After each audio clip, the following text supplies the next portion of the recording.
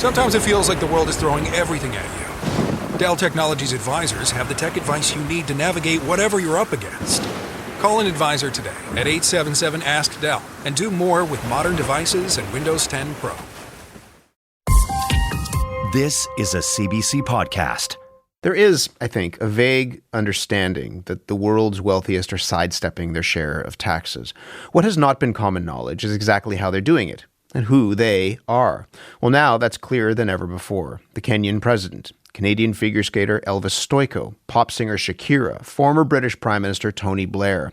A leak of financial records called the Pandora Papers shows how hundreds of prominent people stash their money in or through tax havens.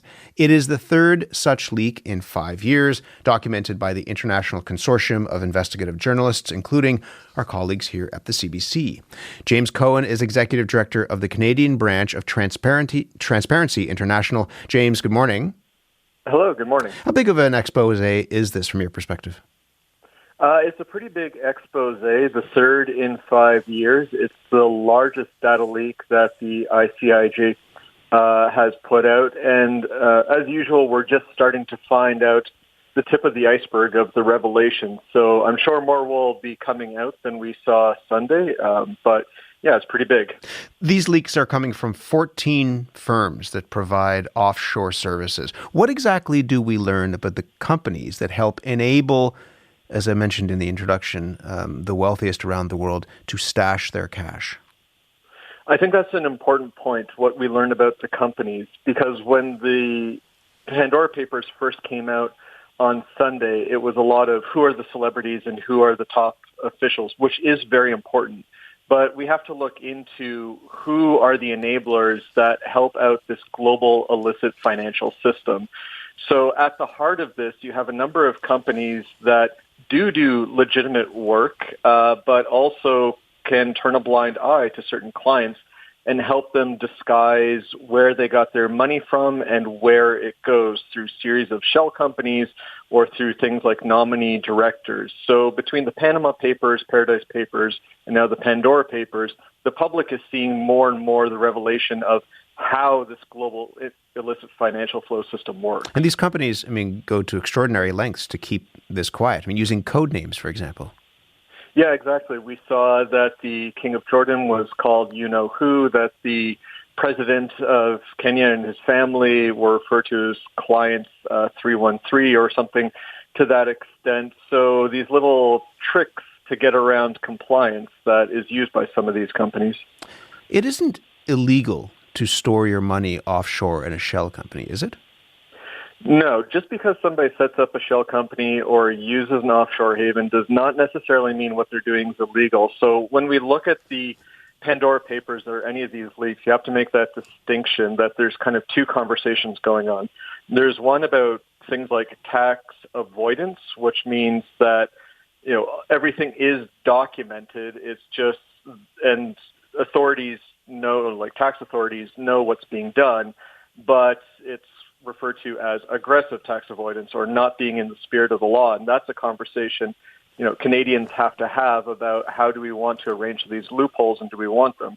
Then there's tax avoidance, which is the authorities don't even know. And within tax avoidance, you even have money laundering, that someone is hiding, say, the kleptocrats are hiding money that they've stolen from some of the most destitute countries in the world, or crime organizations are using, or sanction busters are using. So there's two conversations, one kind of morally questionable, and then one definitely illegal. And the illegal one is tax evasion, not tax avoidance.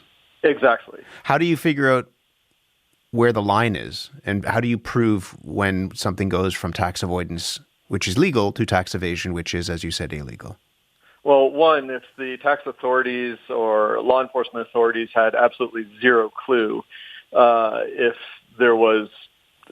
somebody was concealing their or their revenue that should be taxable, that's avoidance. If they can prove that it was all documented, or that's tax avoidance. If it can't be proven that it's documented, that's tax evasion. But then, of course, beyond that, you have actual money laundering, which is beyond even taxes, and that's padding or layering the money of theft and crime. How is this done? I mean, people think of offshore tax havens, and you might have this idea of a bank or some sort of anonymous business that doesn't really exist on a tropical island somewhere. But that's a bit of an outdated notion, right? So how does this unfold? Yeah, so typically we've had the idea of offshoring, and you wind up thinking about a tropical island, as you say, or say the European Alps. But really what's happening now is that we have to look at this as a global system, that even Canada is a node in that system. And you have intermediaries spread out across the world within the financial sector, within the legal sector, accounting, and so on, even luxury goods in the art and high-end vehicle sector.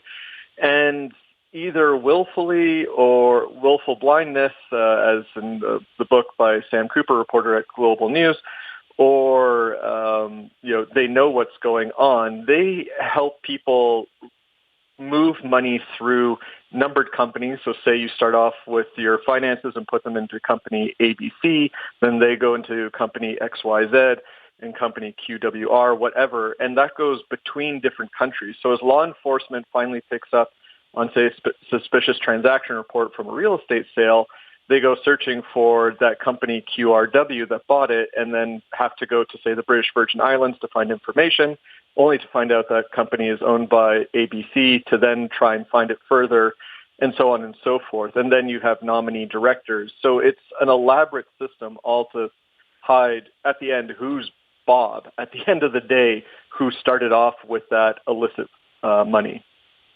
What's the harm to Canadians when this is done? There is a lot of harm, and I think that's really important to know, because people can become apathetic, or it can become normalized about all of this, that, some wealthy person abused the system for millions of dollars, that doesn't affect me, so what? We have to tackle that apathy and cynicism, because it does affect Canadians. So if we look at, say, the housing market, I would never say that money laundering is the reason that housing prices have gone up, but it's definitely one of the most nefarious reasons. And the British Columbia government commissioned a study looking at the impact of money laundering on housing prices, and found there was an impact of 5 to 7% increase on average in British Columbia. And that's not even specifying the Lower Mainland. So we have an impact on the prices, plus on supply, right, when you see, condos that just sit empty and no lights on at the night. These are essentially safety deposit boxes in the sky for some of the worst money. And then it facilitates crime within Canada, the fentanyl trade, the opioid crisis. It depletes the resources for government to pay for services we need, especially coming out of the COVID pandemic. It can hide businesses who they're doing business with, people who have criminal pasts, maybe. And then finally, even Canadians sending foreign aid overseas do so with good intentions. And then we find out, say, like the family of President Kenyatta, Canada has sent about $75 million or so over the last few years to Kenya, only to find out his family is putting money in Swiss accounts. That's not to say we shouldn't be giving aid. There's definitely people on the ground who need it, but without addressing these illicit financial flows, we're only hitting part of the problem of global income inequality and the needs of foreign aid. How then do you go about closing the loopholes? You'll often hear, it becomes a political rallying cry, tax the rich. And part of that is, looking at tax avoidance, but also the illegal side of it, tax evasion. So how do you close those loopholes? Yeah, so within this global system, even if you, as you said, if you have a tax rate here in Canada, there are the loopholes. So we do have to close them. And there's a couple of things that can be done and are being done. There's negotiations between tax information between countries. But a big thing we need to do, and that's actually happening right now, is creating transparency around corporate registries and who the beneficial owners are. That is to say, as I said, who is Bob behind company ABC? So a number of countries around the world are already creating beneficial ownership registries that are transparent to the public. The UK was the first to do it in 2016. The European Union has an anti-money laundering directive saying all their countries need to have transparent registries. And this year, Canada, we pledged to establish a transparent registry by 2025. That was in the budget. So that's a really promising sign that now that we have that, we can put pressure on other countries, say some of the most nefarious spots like Cyprus or Malta, that they also have to do this. And there are changes being negotiated right now in global standards done by a global body, the Financial Action Task Force. They're negotiating right now if all their members should have a beneficial ownership transparent beneficial ownership registry. So just before I let you go, we just have a few seconds left. Is your sense that those moves, but also the continued slow drip of these sorts of papers with the information inside, are actually going to lead to changes where those monies will stay in the countries that could benefit from the tax revenue?